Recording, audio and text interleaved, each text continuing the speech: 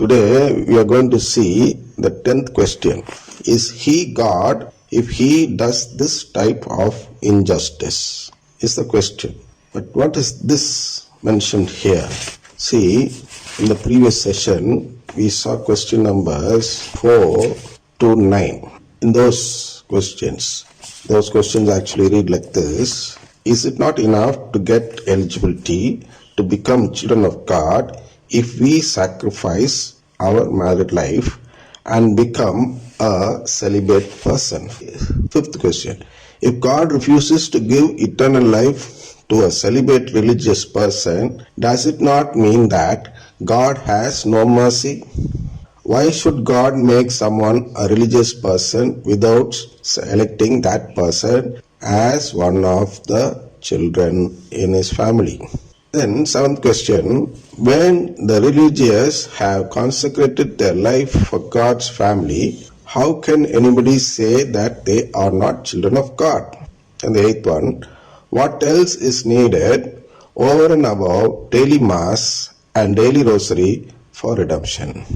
The ninth one is about charismatic renewal. Why should God create charismatic renewal when it is something which is not working for God? I'll read it. Why did God permit the charismatic renewal and its songs? Is the ninth question. This was explained in the last session. Of course, I hope you will all remember what was explained in it. If you want, I'll try to give a little short form of explanation in it. Answers. Is it not enough to get eligibility to become children of God if we sacrifice our married life and become a celibate person?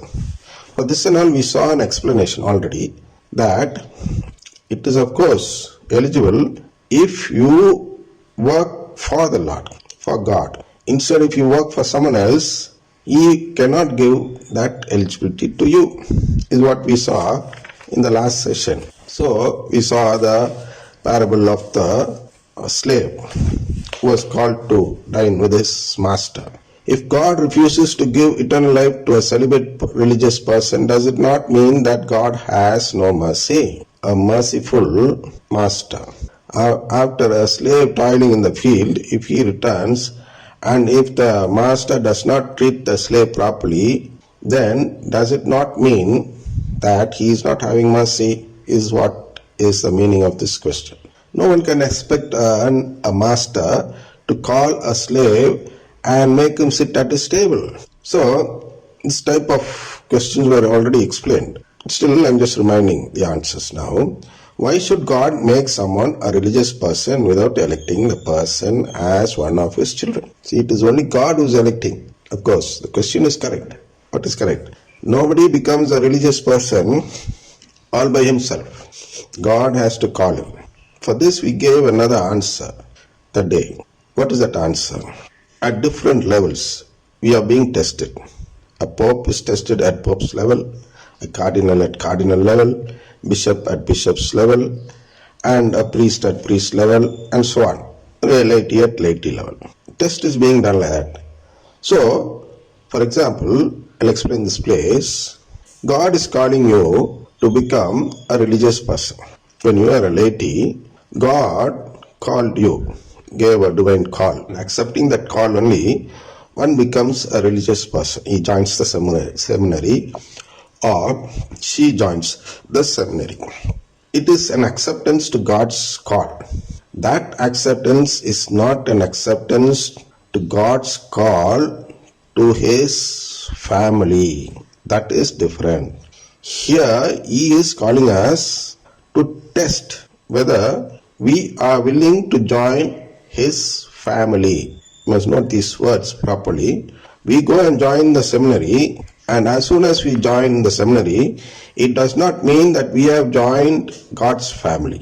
Then what does it mean? When we join the seminary or the religious house or something like that, when we do that act, it is only an act that shows outwardly that I have put an application to become a member in God's family.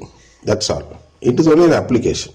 You must first understand that. And what will happen if I don't accept it? Of course, anyone any laity, when called to serve the Lord in the church, either as a religious or as a laity, they will only try to evade or escape from such a call.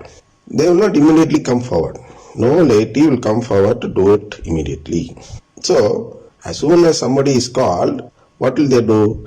They'll start giving some lame excuses.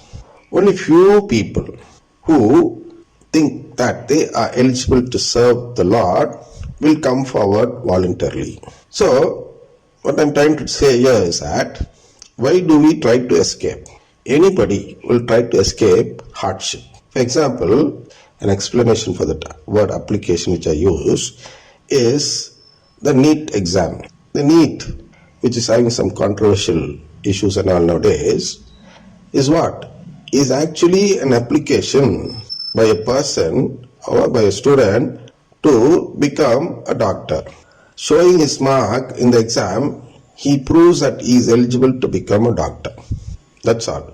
Just by passing an exam or the NEET exam will not fetch him the degree as a doctor. It will only fetch him an admission into that academy where he could qualify himself. And if at all there is an option left to the students to join the medical academy or the college, without this NEET, what will all the students do? Will they go forward to enter or to go through that examination, or will they try to avoid that examination and go to the college directly? Of course, no one will go and sit in the NEET exam. Likewise, God is calling us. When God calls us to be a religious, to come a step forward than the others, He is putting up a test to us. What test? Am I ready to accept that hardship for God's sake? Is the test.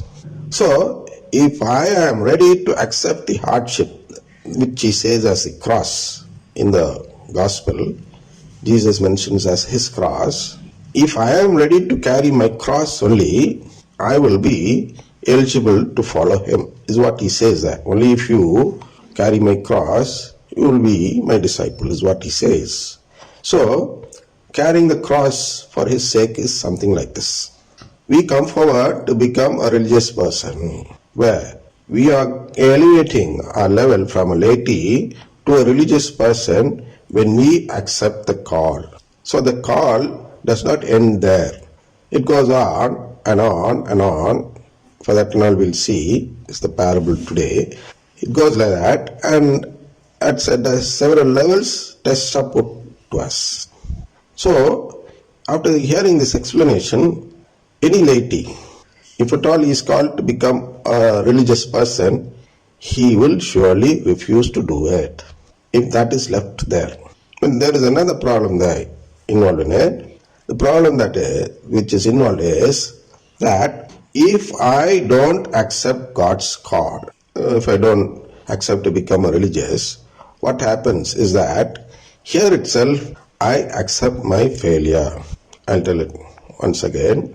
If at all I don't accept my call as a laity to become a religious person, then it is an outward sign that I am not eligible to become God's child.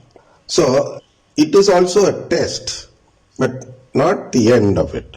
Only it is a test to only prove my failure. And if I don't fail, then what should I do?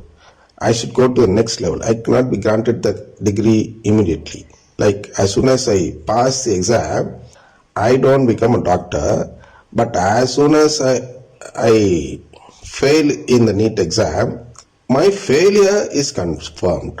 What failure? It is a sign to show that I am not ready to become a member in God's family. That's all. That is exposed there. That is revealed. So that person does not need any further test. So if at all somebody drops out from the seminary, or if at all somebody does not accept God's call,